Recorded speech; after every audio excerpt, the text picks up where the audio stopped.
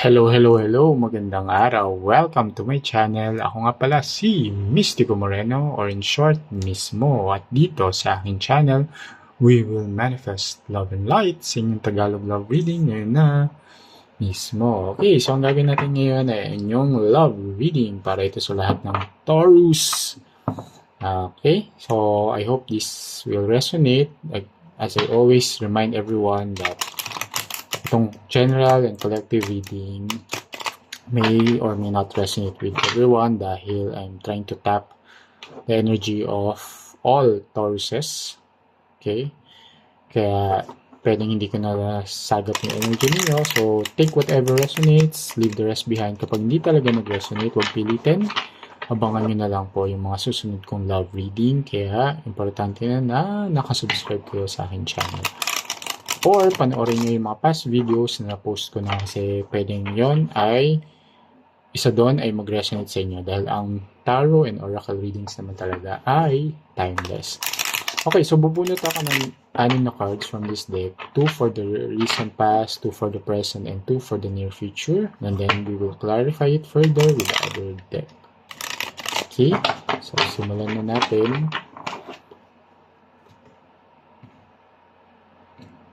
So I'll get the 4th card dahil April ngayon. Recent past. Okay, 4 of Cups.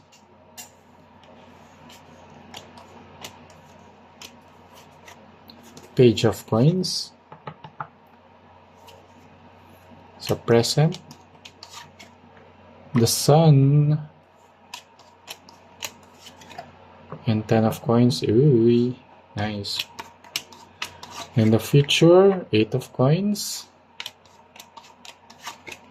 Oh, okay, may Tower moment.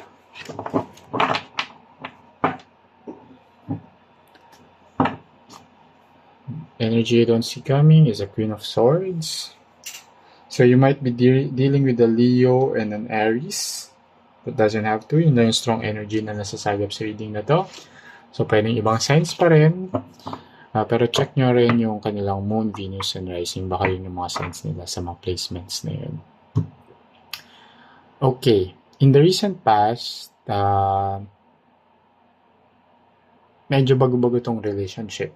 As I can see here, with the Page of Coins, it's something new but merong promising potential na pagiging long-term relationship.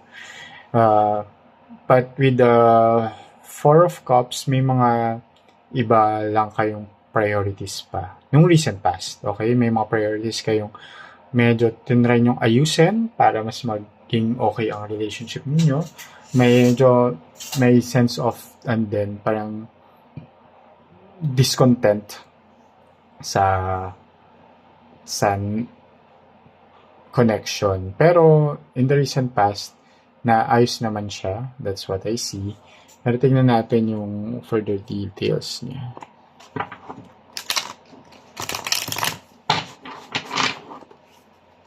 Habang binabalasa ko to, gusto kong magpasalamat sa lahat ng Taurus na patuloy na sumusuporta sa Mystico Moreno. Thank you so much po. Please continue to support by liking this video. It helps the channel grow. Comment na rin sa baba kung mag-resonate ng reading. At sa mga bago po, sana supportan nyo po. Subscribe na po kayo sa Mystico Moreno channel para mag-grow yung YouTube channel ko at marami pa akong magawang love readings para sa inyo. Maraming salamat. Okay. So, let's see.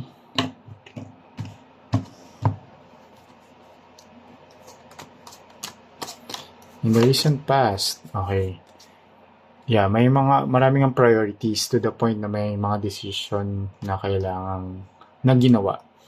Then, for the relationship. And Queen of Pentacles here. So, yeah, I see naman na yung mga priorities medyo pinag-usapan siya and it aligned na in the recent past because yung Queen of Pentacles naman din is plus with the Two of Wands, which is a card of making decisions, but with the Queen of Pentacles is that decision is led to something more practical and more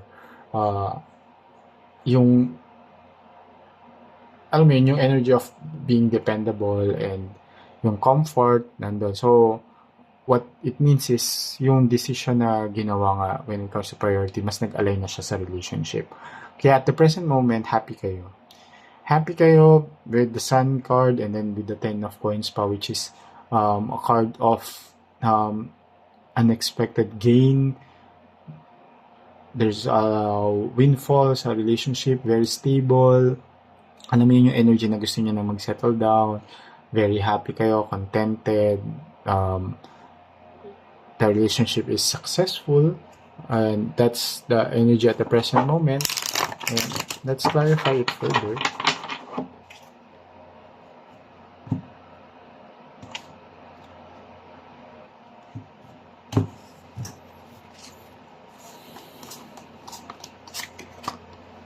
Yeah, Queen of Swords, yun. So, mas open pa, nag-deepen pa yung connection ninyo and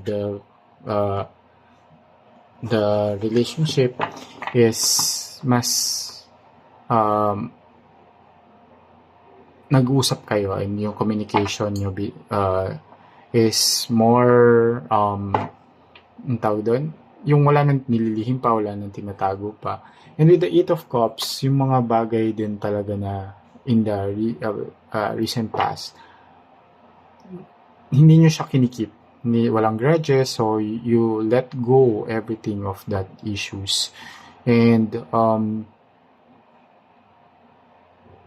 nakikita ko pa dito na at the present moment, dahil because of the open communication, mas at peace din kayo, kaya happy ang relationship and madali nyo na lang i-let go yung mga bagay-bagay, lalo na pag minimal mga issues, minimal na concerns, hindi nyo siya pinapalaki din.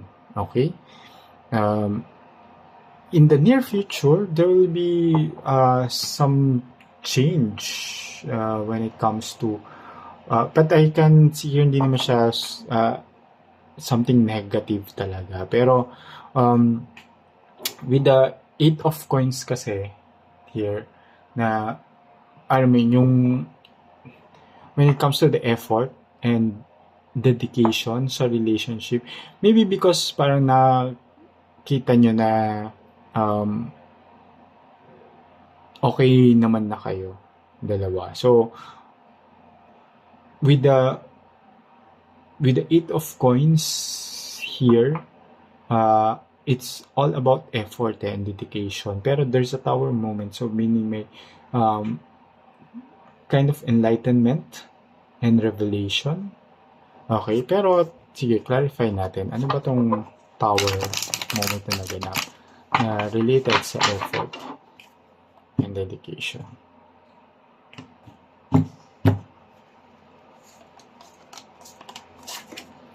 Oh, Three of Swords. And Three of Cups. Okay. Bottom of the deck, Wheel of Fortune. And another Queen of Swords, now the present moment.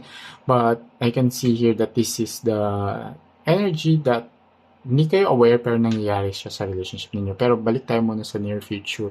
That meron lang may something lang na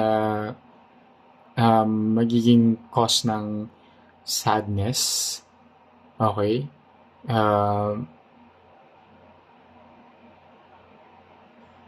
That's the Tower moment. Merong may event or pangyayari that will lead to something sad, but ang kinagandahan is dahil nga and mahal nyo isa't isa, that there will be this support with the Three of Cups. Yung I think yung sadness na to is outside the relationship pero nandiyan kayo para sa isa't isa with the Three of Cups here and the Eight of Coins, na there will be dedicated kayo sa isa't isa and you will support each other despite yung mga sad events na mangyayari or magaganap. Kasi some more, yung hidden energy, again with the Queen of Swords, that there will be open communication, mas dahil well, nako-communicate nyo yung isa't isa, mas naiintindihan nyo din yung mga kaganapan at bakit nangyari to, bakit nangyari yan, bakit nag-lead to sa something uh, sad, an event that made both of you sad. Pero you support each other, and with the Wheel of Fortune din talaga, it will, uh, you can turn things around. Kaya nyong, whatever sad things happening, you can shift it and change it back to something stable and happy. Okay? So, ayun.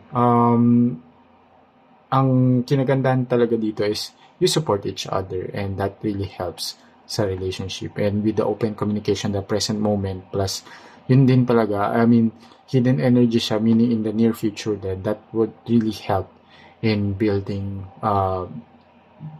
better and more stable connection between the two of you. Okay, so sana nakatulong tong reading na to. Abangan nyo na lang yung mga susunod ko pang love reading dito lang sa akin channel. Ako pala si Mystico Moreno, or in short, Mismo. Kita-kits. Ingat!